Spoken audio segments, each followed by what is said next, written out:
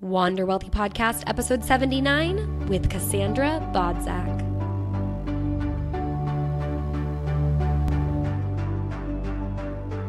Hey, welcome back to the Wander Wealthy Podcast. My name is Tess Wicks. I'm the host, and today I am being joined on this podcast episode with a good friend of mine, another good friend. It's always so fun to interview friends about money. Her name is Cassandra Bodzak. We have a long episode for you, so I'm going to go ahead and read you her bio, and then we're going to get into the show because we have no time for me to dilly-dally. It's time to get in.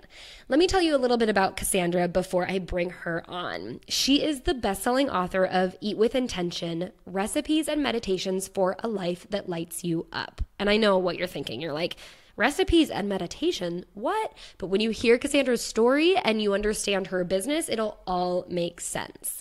She's the founder of the online mind, body, soul support community, Appreciati.com, and she teaches women who want to have it all how to create rituals using food, meditation, and self-care.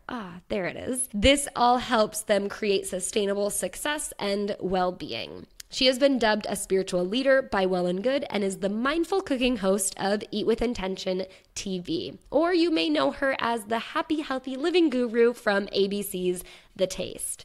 Cassandra speaks all over the country, and actually, she speaks all over the world, I know, because I'm always trying to follow her. And she works with a selected group of clients one-on-one and enjoys spending her free time on the beach in Santa Monica, enjoying life, accompanied by her adorable little puppy, Carl, who will definitely make an appearance in this interview. I think you'll hear him like scruffing around near the end.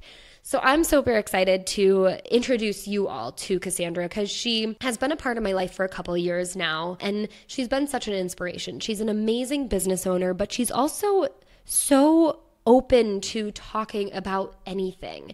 She's always presenting me with new ideas of ways to think about life or how to make certain decisions. And it's always really cool because it comes from much more of a spiritual place, something that I, don't always do. I meditate every day, but I don't get into all of the other things. And when I talk to her, she always presents me with so many new ideas and ways to approach decisions I have to make or understand reasons why I've done something. And that is so fun. It's so fun to just kind of mastermind with her and talk about life in general. But today we talk about money. She gives some really amazing tips around how to feel expansive when it comes to your money.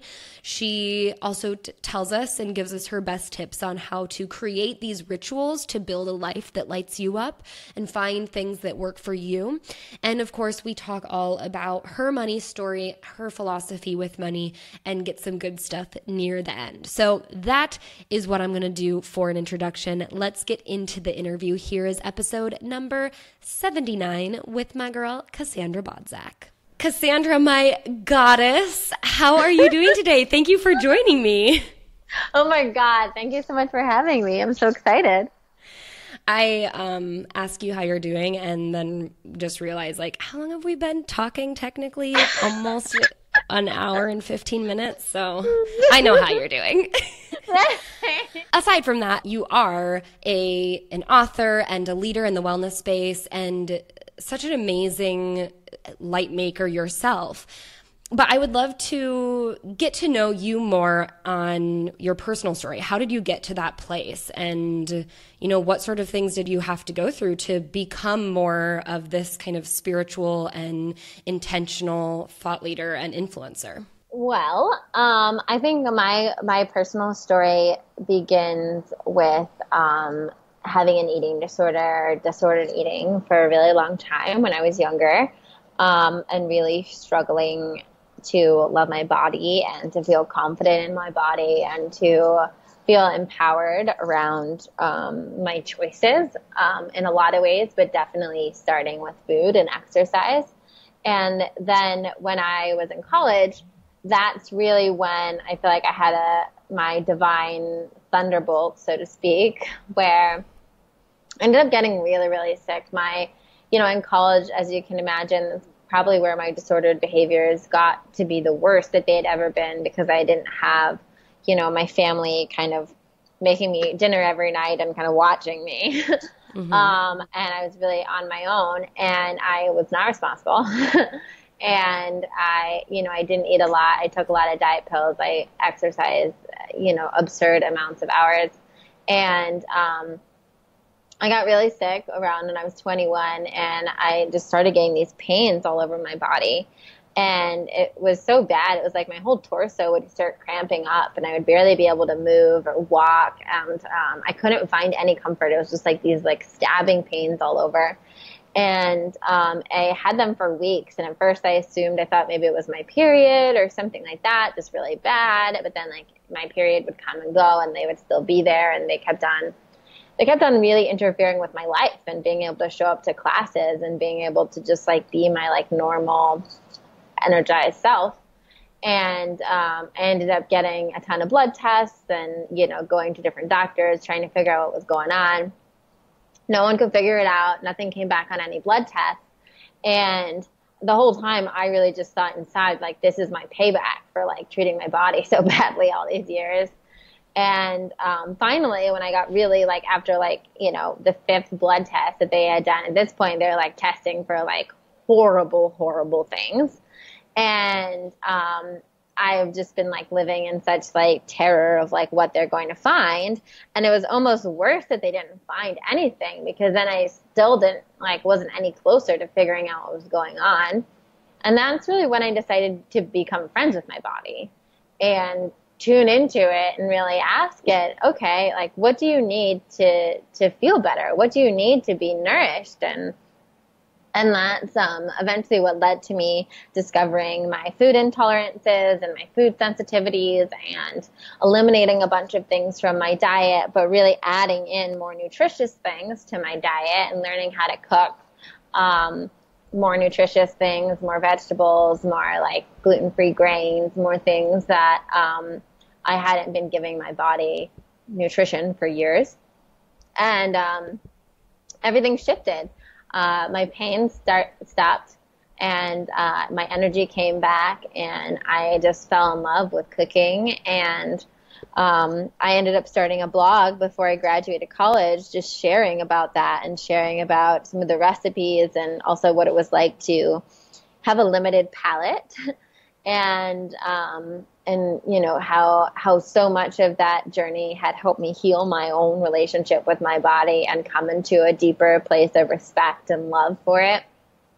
And that's how everything kind of began. And I just kept the blog going in the background for years, just as like a project, something that was like a passion project that I just loved, that I just felt that, I wasn't really promoting it, or, I didn't think of it as a business or anything like that. But my wish with it was just that if there was like one other girl out there that was going through the same thing, that maybe she would just Google the right thing and find me and know that she wasn't alone, and know that perhaps this was an option. This was perhaps an answer to her prayers. And it wasn't until I was 25 where I had my second, divine thunderbolt, or eat, pray, love, bathroom floor moment, that things really shifted, and I found my spirituality. And I ended up, doubling down on the blog, because I was in such a dark place in my life and trying to process, my brother's illness and, a massive breakup at the same time, that I just felt super lost, and I really needed to lean on the thing that made me happy. And nothing made me happier than, recipe testing in the kitchen and writing blog posts and just using that form of creative expression. And that's what really finally catapulted everything. And again, it was, just a personal thing that I was doing for myself. It was like my own version of therapy at the time. And the blog ended up growing. But what really happened that took it to a whole different level was a casting director at ABC finding one of my YouTube videos and asking me to interview for this cooking show called The Taste with the late Anthony Bourdain and Nigel Lawson and Ludo. And it was just, again, I really feel like it was divine intervention of God really kind of putting this incredible opportunity in front of me and showing me how I was really here to serve and what I was here to do. And so I pretty much stepped up to that plate, and the rest has been history. That is such a beautiful story. It's, it's filled with a lot of really tough times, but also very seamlessly connects everything that you do now. Like, it all makes sense now. You have your book, Eat with Intention, which are recipes and meditations for a life that lights you up.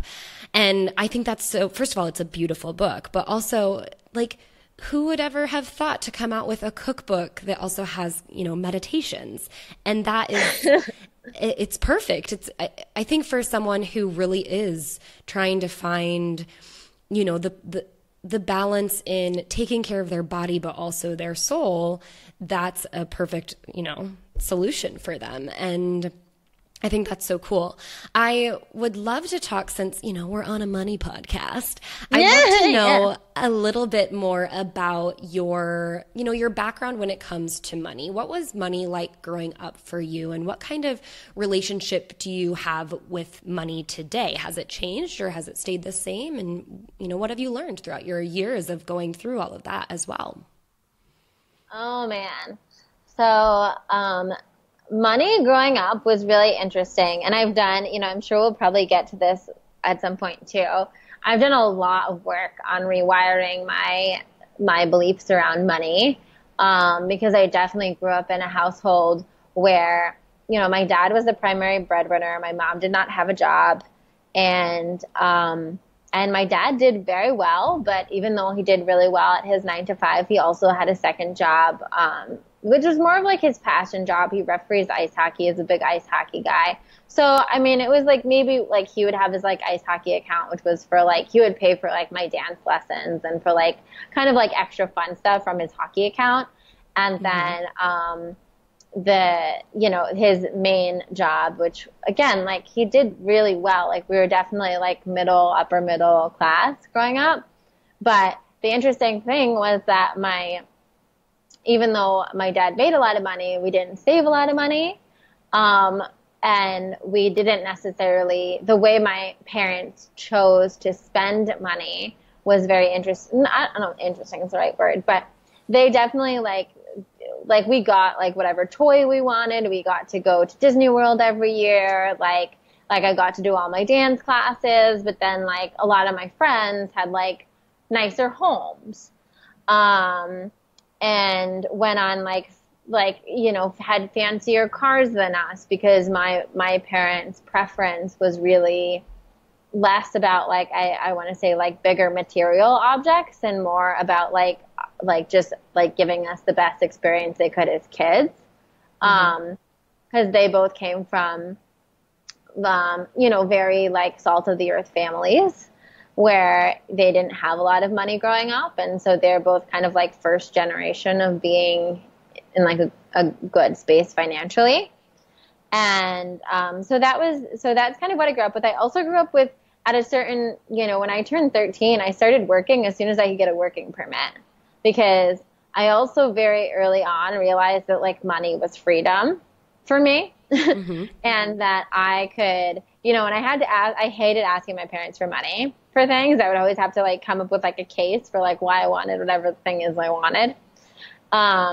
And so there was like that part of me that as soon as I could make my own money, was making my own money. And even before I could legally make my own money, I would like come up with all sorts of different schemes for like charging my parents money for me to do things. I was like an entrepreneur at a very young age. I would come up with like a cafe in our dining room, and then I'd come up with menus based on what my mom had already had in the fridge. And then I would charge them money for their own food in their own house. And luckily my parents were very like supportive of all my businesses. Like they always humored me, even though I'm sure they were like, we had a pool, and I remember like the first time at school, we had this thing, it was like a swim-a-thon or something, where you could like donate like $1 or $0.25 for like every lap, and like the amount of laps everyone did. And then I guess that, at school they would donate whatever the amount of money was to some charity. But at home, I created my own swim-a-thon where you would just donate to me. That's amazing. So I was like up on my hustle early in life. And yeah, so I started working literally the second I was legal to work, and I loved working because I just loved having my own money and being able to have money where, like, if I wanted to do something and my parents said no, I could say, well, guess what? I have money. So that's kind of my childhood programming around money. And I guess where I'm right now is due to doing a lot of, and I just want to be like super transparent about that, is doing a lot of heavy lifting around releasing limiting beliefs around money, doing a lot of reprogramming work around money, and like really showing up to just like my money conversation like it's its own part of my job. And the place I'm at right now is a place where I really look at money as my friend, which took me a while to get to. And I also, for me, the way I interact with money is, what feels the most expansive to me. So I feel like because my parents were that way, on one way, I'm very much like them and respect that philosophy that they had about things. Like my dad's very much like, you can always make another $1,000 or $2,000, but you can't always get another trip with your friends to Greece, mm-hmm. Right? And I love that philosophy of his. And I think because of that philosophy, I'm 31 years old and have already lived a tremendous life traveling wise. And I don't regret that one bit. I think what I'm finding now is that I'm really just checking in on a moment to moment basis on what feels most expansive. And I think right now, for a lot of things, feeling most expansive is building my investment accounts, is having more money in the bank, is being able to have, some money that when I want to buy a house or an apartment or whatever it is someday, that I have some good options for that. And that feels really good. And then at the same time, honoring that, that same thought process. Whereas if it's okay, my girlfriends are going to Greece, let's say, and they're all doing this and it ends up being whatever amount of money it is, just checking in with myself and saying, does this feel good? Mm-hmm. Does it feel good to spend this amount of money on this specific thing? Because I think the interesting thing that I've traversed is that there was a point in my life where I could say no simply because I didn't have the money. Yeah. And now I'm at this really interesting place where it's been a whole new lesson to be able to know that actually, in fact, I do have the money. I just don't want to spend it on that. Right. And so I've been finding my loving no in that. And also, yeah, just kind of consistently checking back in myself with what feels the best and most nourishing around my finances on a case-by-case basis. I love that. You had so many little nuggets that were great, like what feels most expansive and seeing your money as your friend. You had said that when you were younger, you really saw money as freedom, but now it seemed, money as freedom can be viewed in many different ways. First of all, is just making an income and being able to have the freedom that way. But then there's also, of course, financial freedom and investing, which is now where you've kind of turned your vision. But in a lot of ways, at first, money was freedom because you just wanted to be able to make your own decisions. Now you've been able to make your own decisions for forever. So seeing money as an option, an opportunity to help you to do something, whatever it is that you want to do. And I love that you ask yourself that question of what feels most expansive, because it's interesting. There's a lot of people who have the money now. So you're right. When you have to say no, it's easy then to make financial decisions because you just kind of look and you go, well, it's not in the budget for me right now, so it's a no.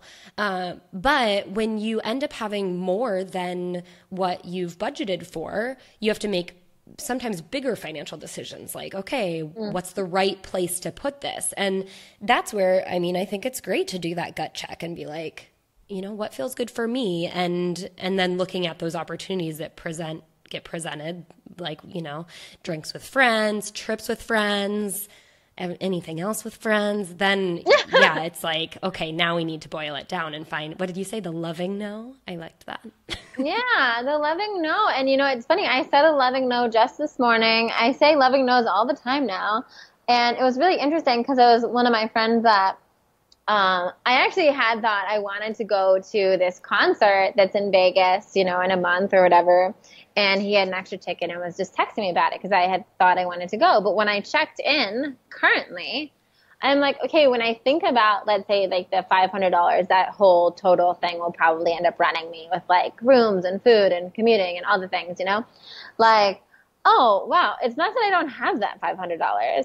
But when I think about taking that $500 and putting it into my, like, a specific investment account, because one of the other things, which I'm sure you probably talk about with your work too, is like all of my accounts, I have like my savings accounts and my investment accounts and different things. But for my savings accounts, I actually put really specific names on them. Mm-hmm. So they're for like pretty specific intentions, right? And when sometimes putting even just the $500 on that like very specific intention that, let's say, is going to take a lot more than $500, feels much better, And so I think that's been something that I really started practicing a lot, because it's like, yeah, it's an interesting thing to realize that just because you have it doesn't mean you have to say yes to it. And doesn't mean you have to say, I actually told another one of my girlfriends who asked me to do a thing that was like around $1,000 earlier this month. And I like really tuned into it. And I was like, yeah, I mean, a couple of my girlfriends are doing it, so it could be cool. But like, I was like, I don't really feel like I need this for my business. And I actually don't feel like this is like where I want to throw $1,000 at, Mm-hmm. And I think it's really powerful. I think it's really powerful to be able to own your no and to just own your priorities at any given moment. Because then it's cool, like when a cool trip comes up or a cool whatever the freak comes up and it's like $2,000 or $5,000 or whatever it is, right? And your whole body is like, yes, right? Then you can throw that money at it and feel really good about it too. Yeah, being able to distinguish between what is like a hell yes or a no, right? Like if it's not a hell yes, then it's a no. And totally practicing that and being really in tune with that it can be really beneficial. I want to dive a little bit more into your business now and just talk about some things that you do. So one of the things, you work with women and you help them kind of figure out, they're probably under this stress of wanting to have it all, and you kind of help them create these rituals around food and meditation and self-care to create sustainable success and well-being. Yes. My question is, do you think like having it all do you think women are like, the answer is having it all, or do you help them like figure out what having it all means to them? You know what I'm saying? Yeah, no, exactly. I think having it all is different for each and every one of us. And so I think for me, it's really like helping them get clear on what that juicy vision is for their life and for how they want to show up in it, and then aligning them with that. Because I think for every single woman, that's a little bit different. And it's not about like living up to, it's the opposite completely not about living up to some like societal pressure of like being able to have like the husband and the kids and the dog and the house and the suburbs and run a multi-million-dollar company and still have a great relationship with your parents or whatever, right? Like it's whatever that looks like for you. And, we all have different desires and needs, and we all have different, things that we want and what our heart's calling it for us to do. So what I help people do is really get clear on, what does that Wonder Woman version of them look like? How does she show up? How is she taking care of herself? How is she presenting herself when she's interacting with different people in her lives, interacting with her money, interacting with her career? Like, how is she approaching all of that? Because I don't think, the goals and the vision that all of us have is different. But what's the same is that, we can either be intentionally aligning ourselves with being that woman. Because at the end of the day, it's really not about the external stuff, right? It's about how you're energetically showing up within you. And then the external stuff files in.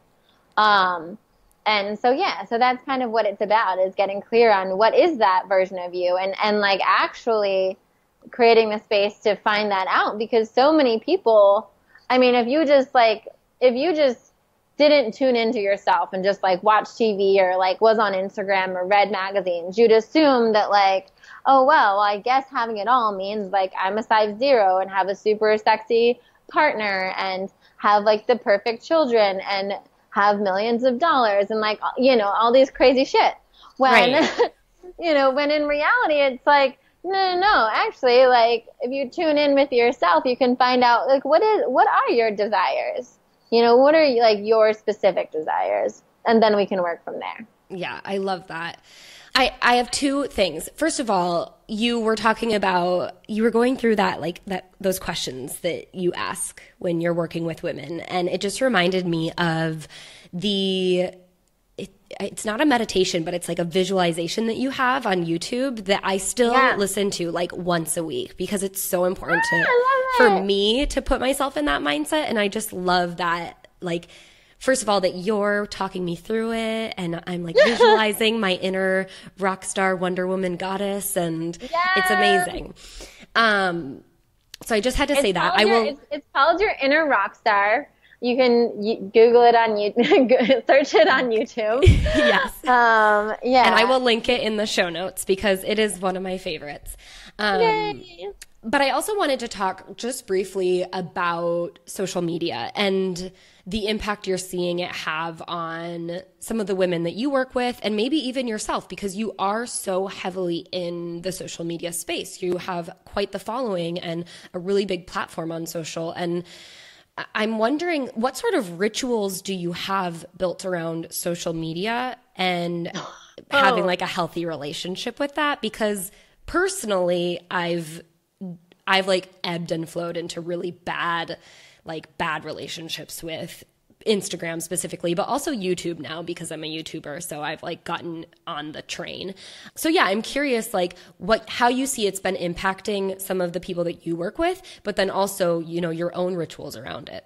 Yeah. I mean, I think in general, we all need to be more careful about our mental health around a lot of this social media, because I think for the most part, I mean, on one hand, Instagram is great for people getting inspiration, getting like YouTube, same thing, like getting lots of free, helpful content, really finding people that they resonate with. I think it can be a really beautiful tool used in that way. And then the flip side of it is that we are inundated with everybody else's highlight reel. Mm-hmm. And also more open for people to like, you know, leave their judgment on our lives. Right. In the comments. And I think, you know, one of the, like, it's interesting because I feel like it's a little bit different. Like what I see with my clients is that my clients struggle sometimes with feeling like they can fully step into their power and own their message and own whatever it is they want to share with the world if they don't have 20,000 people that are watching them, right? Mm-hmm. And I think that's one of the things that I'm constantly having to, you know, talk them through and like work with them through mentally, because, you know, the thing is, there was a day before all of this existed and there'll be a day after it exists. And like, you also have to think about building a genuine business, right? And like, actually, like, you know, before there was Instagram to measure your quote unquote influence worth, like people had businesses, you know, and I think it's important to know that like, it doesn't matter. You know, so many small businesses were started by local word of mouth, you know, like back in the day, like if you decided that like you were going to start making handkerchiefs and, you know, you gave Sally and Sue your handkerchiefs and then they like fell in love with them. And before you knew it, then like Kathy was coming and asking you if she could get a handkerchief for her and her sister. And then, you know, then you would sell the handkerchief at the town fair. I really think we need to start thinking back to those days about business too. And realizing, especially whatever your influence is on social media, if you're using social media in a business platform, let's say, then it doesn't matter how many followers you have. That it's better for you to just be genuine and engage with the people that you do have and really provide them community and give a really good product and let it grow. And try to not be too hard on yourself, really, around social growth. And I mean, the thing is, you're at Mark Zuckerberg's mercy with the algorithm.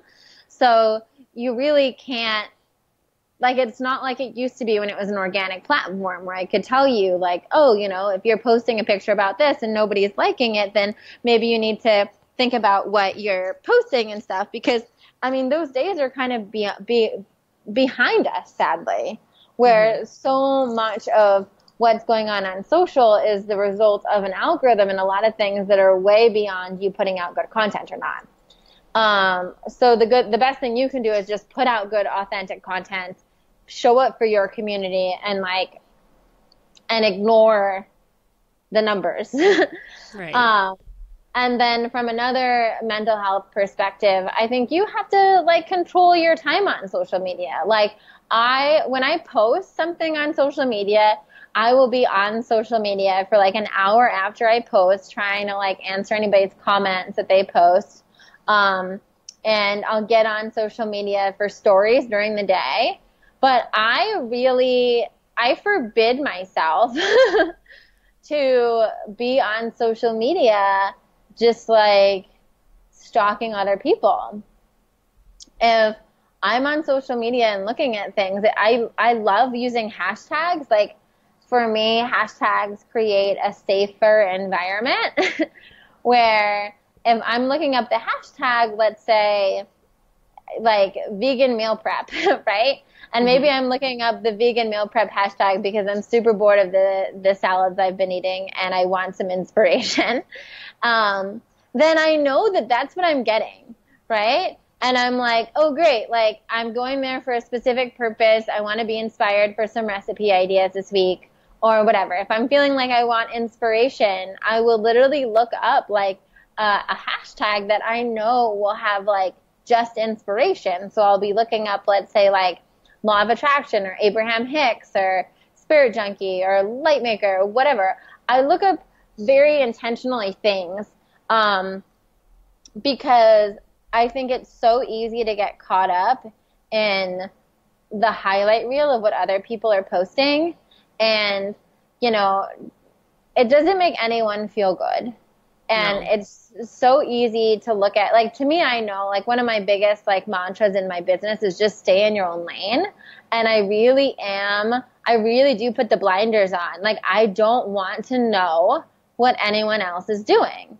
And I think some people would call that bad marketing or whatever. But for me, that's mental health.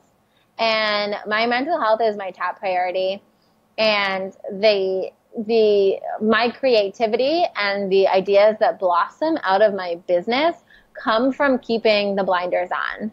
I don't want to be thinking oh, I need to do a retreat because so-and-so and so-and-so who are in my industry are doing retreats now, right? I don't want to be thinking oh, look, everybody's doing X, Y, and Z or has this kind of bag or whatever kind of nonsense, which is, it's sad, but we all fall into it. And so I really try to protect myself from that because I don't, so like I said, I have very strict social media times, and I honestly don't spend as much time as I used to on Instagram anymore because of it. And I also just try to keep, I try to also keep the mentality of what I realize is that, I've gotten to know so many people through the years who, if you saw them on social media and then, but created an entire life that is not even the truth, that I always try to keep that in the back of my mind too. Not to be a negative Nancy, but but it's I super try to true. remind myself that this is a glorious highlight reel, and the truth is that it's not even anyone's a bad person. do you want to be posting a picture on social media when you're like, you know, neck deep in Haagen-Dazs because like your boyfriend just dumped you? No. Like, no one's going to post that. Right. He's going to see that. Yeah, no one's going to post that. No one's going to post like that. I mean, some people do, but like, I honestly, to a certain extent, also don't really think that's super helpful, you know, either. Like just posting yourself like when you're in your like what I would call your messy middle. You know, so I think you just have to take that with a grain of salt and know that like people are showing you the highlight reel. People are showing you their best. So like get inspired if you get inspired. But then if you're starting to feel shittier about yourself, you're feeling demotivated from that, then you need to really like rethink your relationship with social media and your rituals around it. Yeah. I think regardless, if someone's posting like a really happy, like, oh, I'm traveling the world picture, or they're posting like a picture of them like crying, because now people are being like, oh, let's be transparent. Here's me crying. It's still curated content. And so to know when you're looking at it, like this person still posted this with the intention to send you a message and make you feel a certain way it's really good for you to recognize that. Because otherwise, like, our life gets ruined by living it in comparison. Yes. Comparison is a thief of joy. And it's also super unproductive. Yes. Oh, and also, can I say one last thing? Yeah. So it's interesting because I actually just did a workshop on money for my spiritual community called Appreciate. And because it's Venus in retrograde right now as we're recording it, a lot of us are actually dealing with our money stuff, right? So I like brought that to the forefront. And one of the things I did point out that relates to social media and money is to like one of the biggest things I think for, you know, anybody, but especially for a business owner, but anyone that's really just taking control of their finances is to release the keeping up with the Joneses-ness. Like, really, I think social media breeds this like idea that like you need to create this lifestyle that's beyond your means. And I think, you know, if you talk to the people that are really money savvy and smart, that actually have a lot of money, most of them aren't super flashy. And I think one of the saddest things that's really hurting women specifically is that it's like, you know, the truth is that a lot of the vacations I go on and a lot of the trips that I go on, which I try to be very like clear about when I'm posting about them, are work related. So that means they're paid for. Right.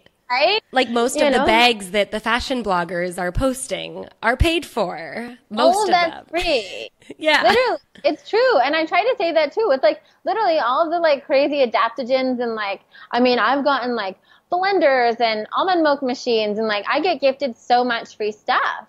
Right? And it's just to know that like these people, you know, and it's not like a bad thing. Like it's part of our job. Right?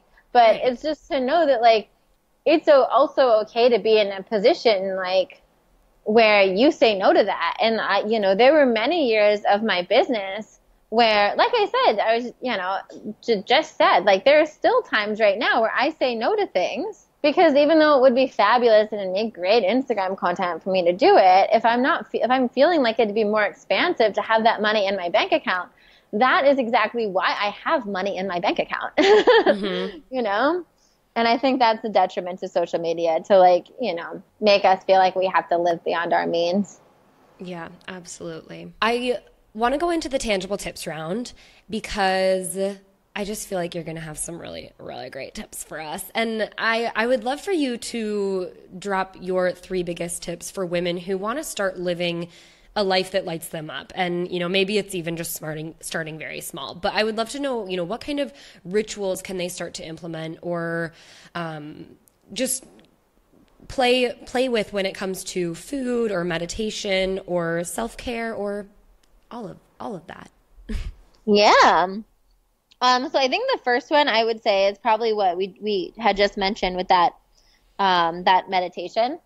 I think a great place to start is to do that inner rock star meditation, but like do it, but like the version of it that I do with my clients is slightly different, but you can just do it by before you do it, set the intention of whatever, whether it's like if you believe in God or the universe or your higher power, or if you just want to do it with like your soul, or like your heart, it doesn't really matter. But like, let's say like your heart or your soul, some sort of like guiding force, right? You want to set that intention of like, I actually want to see this rock star day through the eyes of like what my soul actually wants, what my heart really wants, what my higher power wants for me, right? And then do that meditation where you really allow yourself to take yourself from waking up in the morning till at night and just blow the ceiling off what you think is possible for your life, and just allow yourself to dream. Mm-hmm. And to like really go for it, and to really just allow, like, and the funny thing is like sometimes when you really allow yourself to dream, you realize that, 75% of the day is still very similar to what your life is like now. And there's maybe just a couple other little adjustments that you would change. And sometimes it's radically different, and that's cool too. But I think the first step to living a life that lights you up is actually owning what lights you up. And really like honoring it. So the place I like to do that is with meditation, because mm-hmm. I think if we take that time every day to be quiet, it gives us time to hear. And we live in a world with social media and with, emails and with, a bajillion things, asking for our time and attention, that to give yourself 15 to 20 minutes of your own attention every day is a rebellious, self-loving act. And so I think that's the first thing, kick it off with that guided meditation if that's helpful for you. Show up for yourself. And as far as meditation goes, again, like find one that works for you. If you don't resonate with one of the ones on my channel, like that's fine. Like there are plenty of guided meditations on the interwebs or on applications now, and just keep trying until you find something that literally that feels good. Like you said that you do it that once a week. And I hear that from a lot of people. I'm always so flattered by it. But I think that also speaks to the fact that it makes you feel good. Yeah. Like, I'm not over here texting Tess being like, did you do my meditation this week? But you could. I could if you wanted me to. But, I think when people ask me why I'm able to keep up such a consistent meditation practice, it's because I look forward to it. So finding whatever that is that you look forward to, I think is a big step towards living a life that lights you up. And then the second tip that I would give that piggybacks on that is taking one of the rituals that you see in your daily vision. So when you do this exercise, what you're going to see is you're going to notice when you kind of tune into this rock star you, or I like to call it Wonder Woman you now. Mm-hmm. But when you tune into that version of you, you're going to go through the whole day, and you're going to notice what's their morning routine? What do they have for lunch? How are they moving about their day? And you will undoubtedly notice at least one ritual that's different than what you do right now. So for instance, you could notice that, wow, I noticed in the morning she was doing a little yoga sesh that I actually usually don't do yoga in the morning. Oh wow, I noticed in the morning that she was having a cup of coffee and reading the paper, or she was reading a book, or she was journaling, right? And just noticing one of those rituals that really connects you with that rock star or that Wonder Woman version of you, and incorporating that in your day right now. And like I said, it could be as simple as you're well, I just noticed that when she was making dinner, she had the lights dimmed and was playing one of her favorite songs. Okay, great. Now when you make dinner at home, dim the lights, play your favorite song. It doesn't have to be, something you have to do CrossFit or something, Right. It could be something small, and it's just a little trigger for you that's kind of implanting that energy of you rising up and being your best self.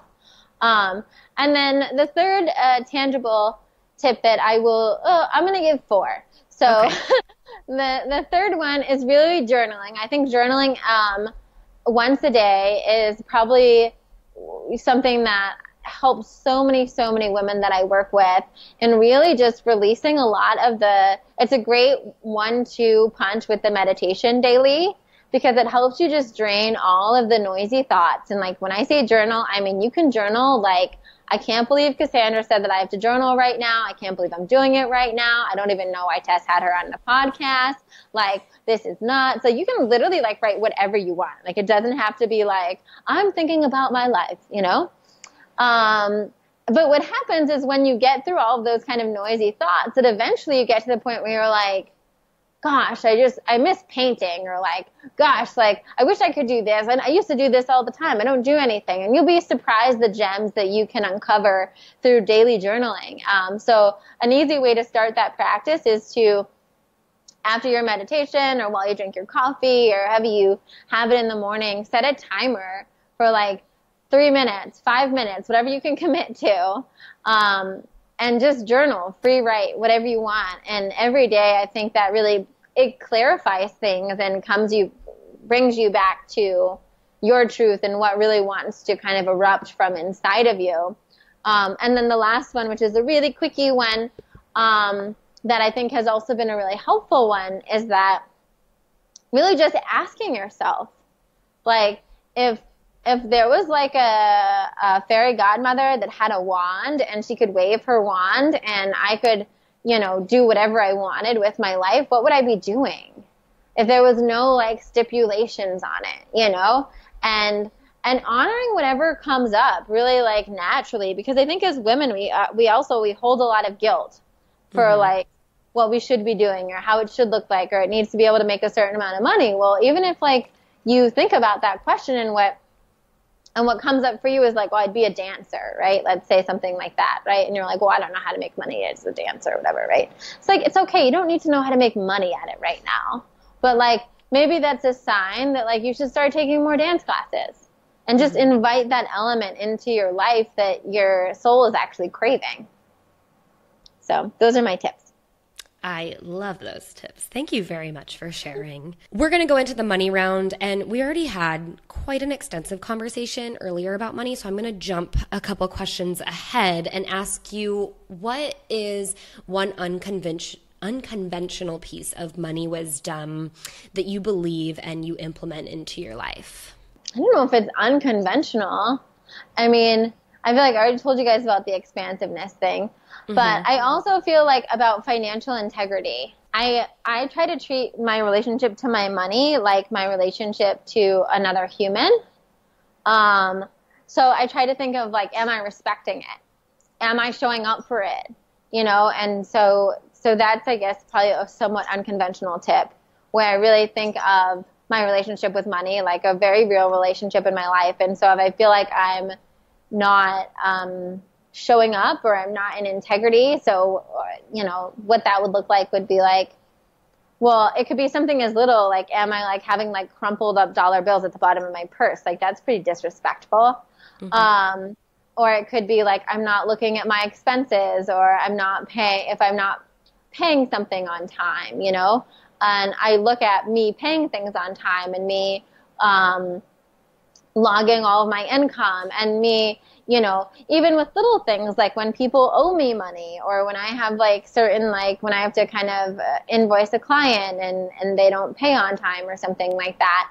Like I think about that all as like being in integrity and being respectful of my money, you know, so my money does a lot for me, and like I show up for my money as well. I like that a lot. I've heard I guess it's like a personal development approach for keeping commitments to yourself as if you would keep commitments to a friend. Like, you would never just not do something if your friend had asked you to do it, but we do that so often for ourselves. We just like, you know, drop the ball on ourselves all the time.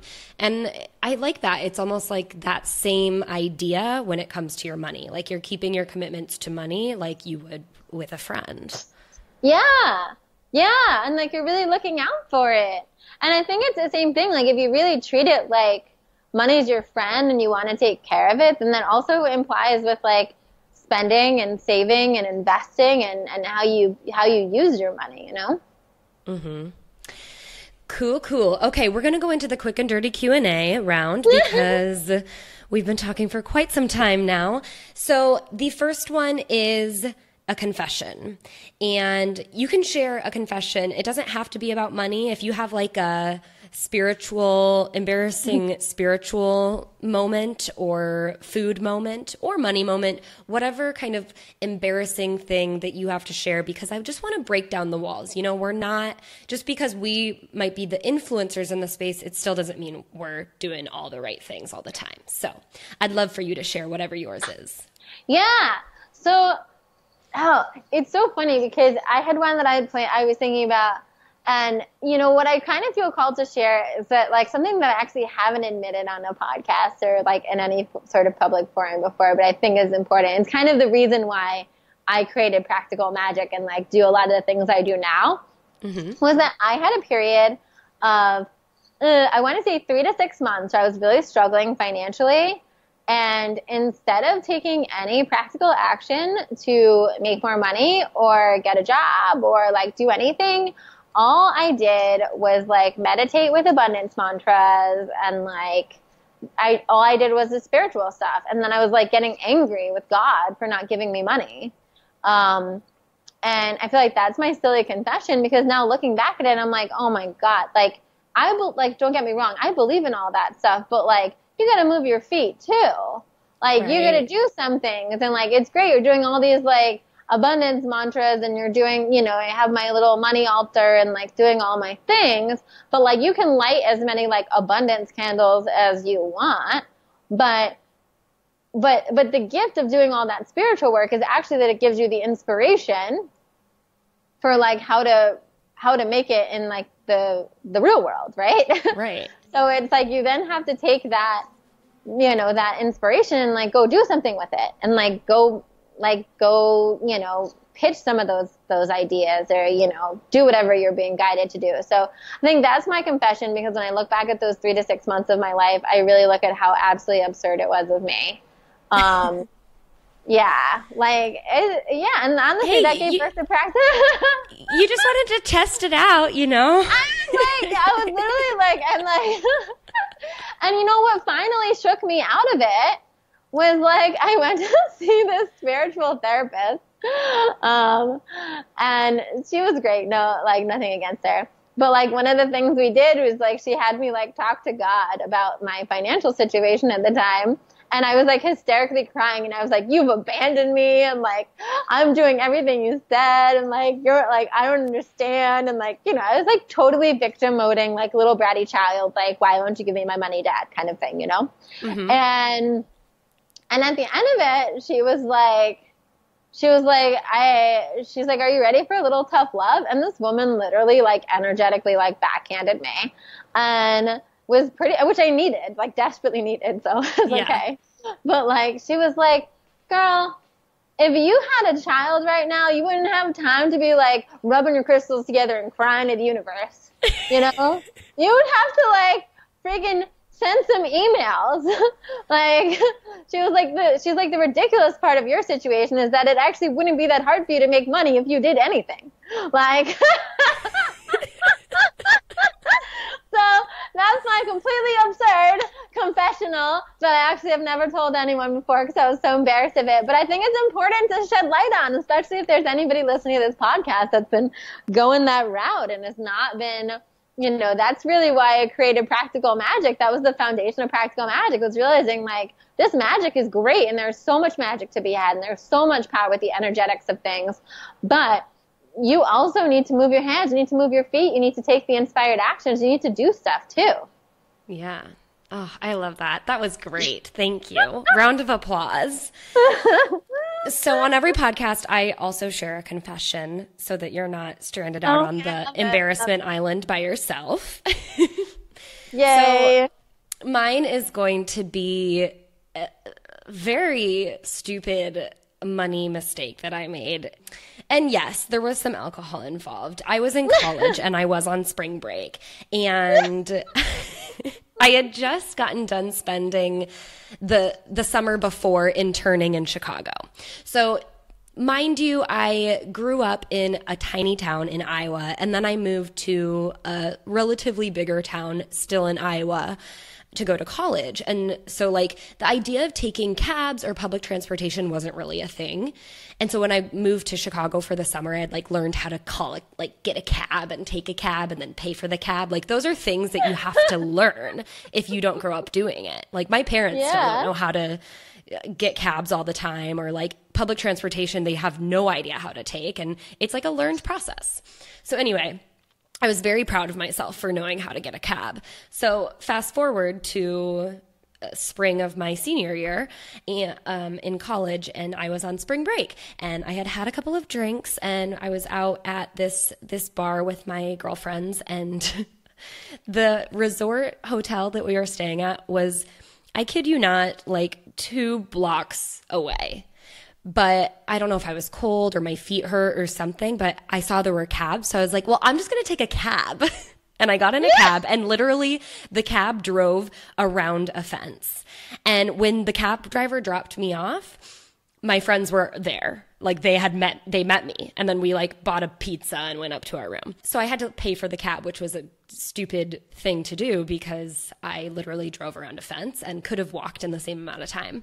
But on top of that, I went ahead and just left my wallet in the cab, and then that was a whole nother, there's never any fun in leaving a wallet. Luckily, I don't think I ever carried cash. And I had like separated, the smartest thing I did was I separated like my important cards from my not as important things. So I like lost my ID and one of my debit cards, but I was like okay on everything else, so. Oh my God. Oh my God.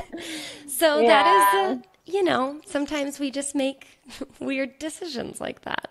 Totally. I've definitely made similar ones like that as well. Yeah. What is one non-negotiable money indulgence that you refuse to cut from your budget? Ooh. Does my apartment count? It can count, yeah. I think it's my apartment. Because I was thinking about this actually around like what are the things I really like, I'm okay with spending money on.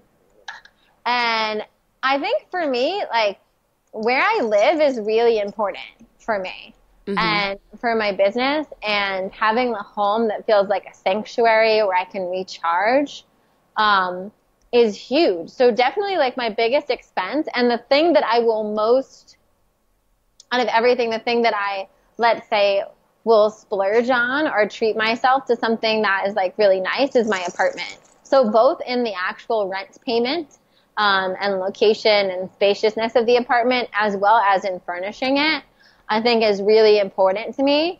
And then a close second to that is for help.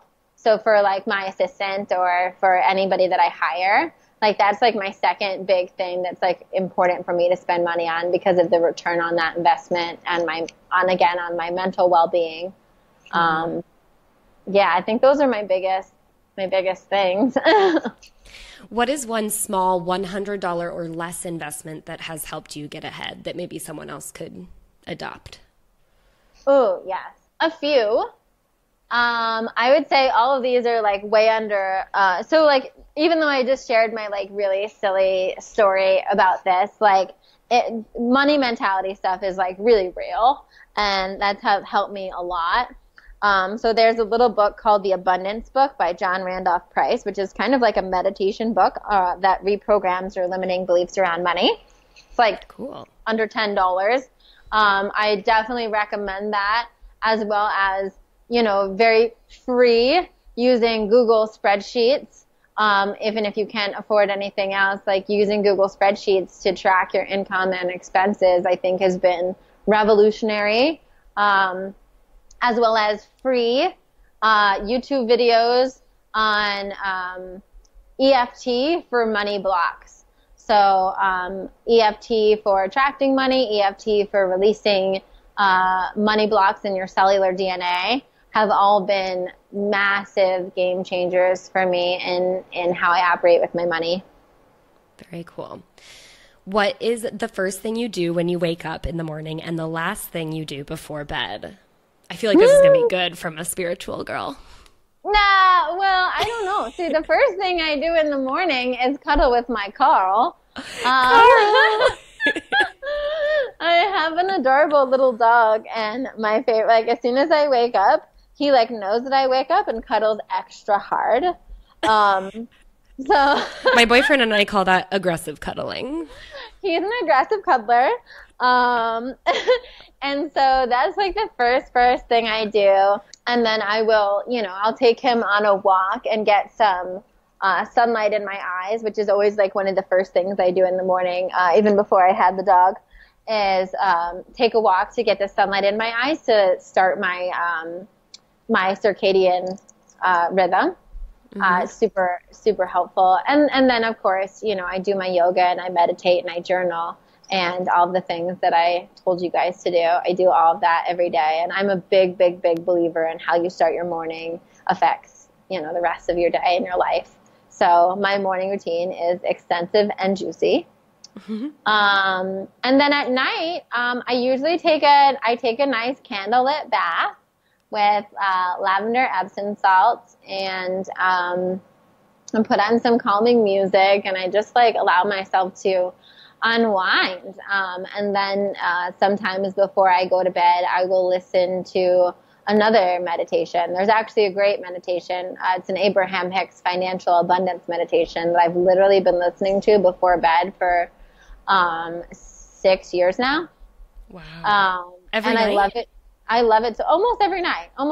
Sometimes I fall asleep like before it, but if I'm like awake enough to turn it on, I always turn it on. And I've even gotten like literally all of the men I've dated now listen to this meditation too. Just like spreading it in the world. That's amazing. It's so pleasant, and it just kind of reprograms you as you're going to bed with like really pleasant thoughts about how, abundance is flowing to you. And yeah, and now I think it's gotten to the point where it's like a lullaby for me. We've been on the phone now for quite a while. So first of all, Cassandra, thank you so much for coming on the show. It was super fun to catch up with you and hear all of your amazing stories and tips and your confession. I think that's a true gut check when you're sharing that confession that you are like, I know I need to share this right now. So I love that. I'd love for you to tell us, I was going to ask you your tool or book recommendation, but you've already given us some great tools. And now I just want you to tell us about some of the tools that you have and how we can keep in touch with you and follow you and continue to keep up to speed with what's going on in your life. Yeah.